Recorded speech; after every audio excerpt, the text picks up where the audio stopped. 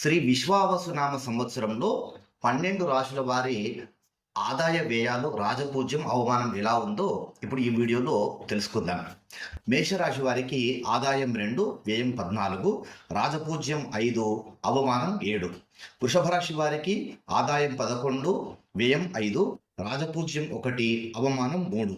మిథున రాశి వారికి ఆదాయం 14, వ్యయం 2, రాజపూజ్యం 4, అవమానం 3. కర్కాటక రాశి వారికి ఆదాయం 8, వ్యయం 2, రాజపూజ్యం 7, అవమానం 3. సింహరాశి వారికి ఆదాయం 11, వ్యయం 11, రాజపూజ్యం 3, అవమానం 6. కన్యారాశి వారికి ఆదాయం 14, వ్యయం 2, రాజపూజ్యం 6, అవమానం 6.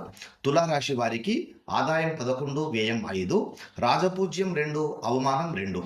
వృశ్చిక రాశి వారికి ఆదాయం 2, వ్యయం 14, రాజపూజ్యం 5, అవమానం 2. ధనురాశి వారికి ఆదాయం 5, వ్యయం 5, రాజపూజ్యం 1, అవమానం 5. మకర రాశి వారికి ఆదాయం 8, వ్యయం 14, రాజపూజ్యం 4, అవమానం 5. కుంభరాశి వారికి ఆదాయం 8, వ్యయం 14, రాజపూజ్యం 3, అవమానం 5. మీనరాశి వారికి ఆదాయం 5, వ్యయం 5, రాజపూజ్యం 3, అవమానం 1.